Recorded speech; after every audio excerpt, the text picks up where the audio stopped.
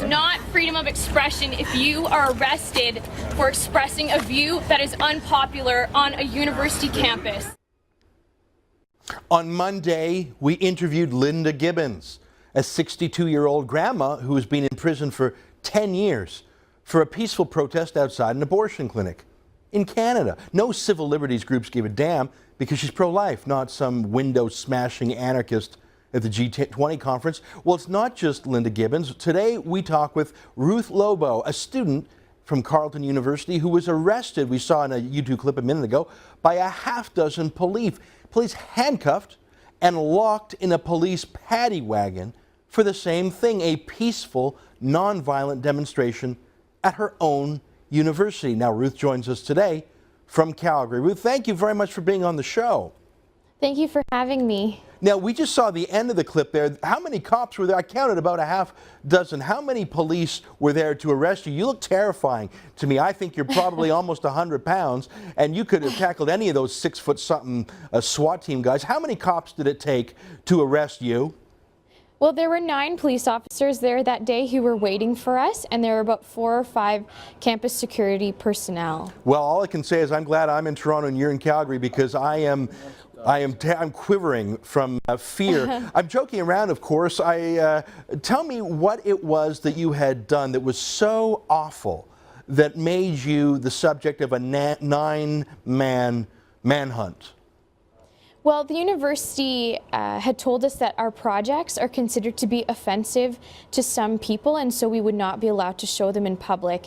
And we had gone through the normal booking process, as any student would, to use a public outdoor space to exhibit a project called the Genocide Awareness Project that compares abortion to other forms of genocide. And when we applied to book the space, the university took about 3 months to get back to us.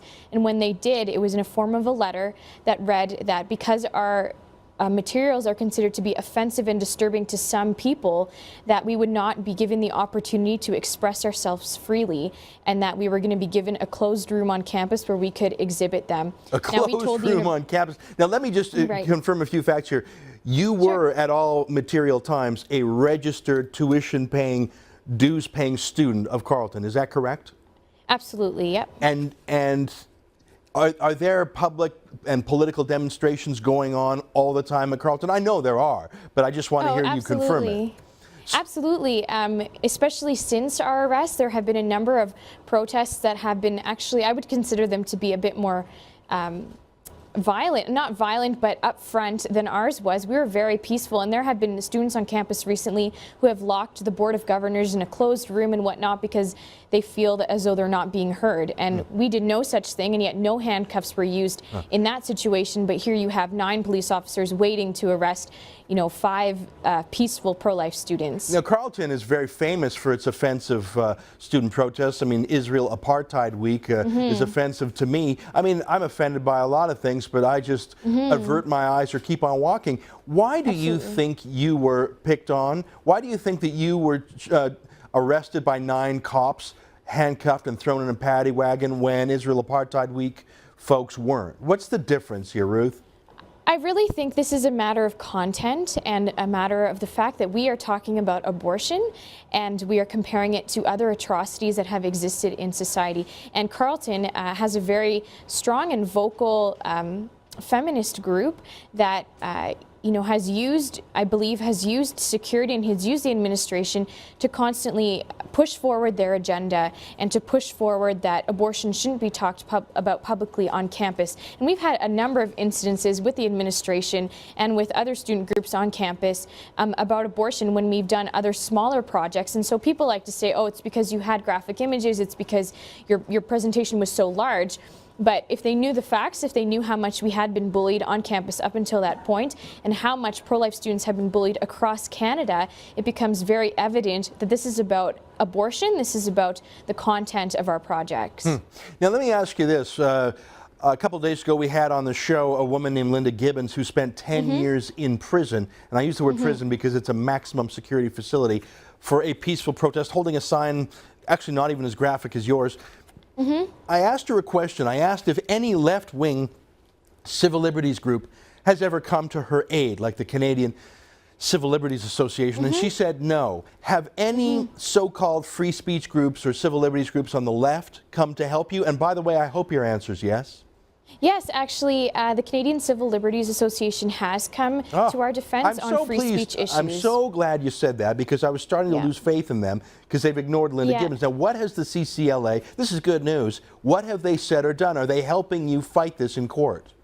Well, you know, that we haven't actually talked to them specifically, but, you know, obviously newspapers have sought their opinion, and the Canadian Civil Liberties Association has said that when it comes to freedom of speech, whether or not they are pro-choice or pro-life, they believe that pro-life students deserve to have their right on campus to speak freely about abortion, and that to close the debate about abortion on campus is hypocritical of the university and very detrimental to the education that students deserve to get on campus. Well, that's a baby step in the right direction. Ruth, I want you to ask the Canadian Civil Liberties Association to do more than make a comment to the reporter. Will you ask them to actually intervene in the court case with you? Because they're going to the mat for those anarchists that smashed up Toronto. And if they're willing to protect violent people who smash up Toronto, the G20, I think it's incumbent upon them to help you and your peaceful protest, just to show that they're not biased. Will you do that?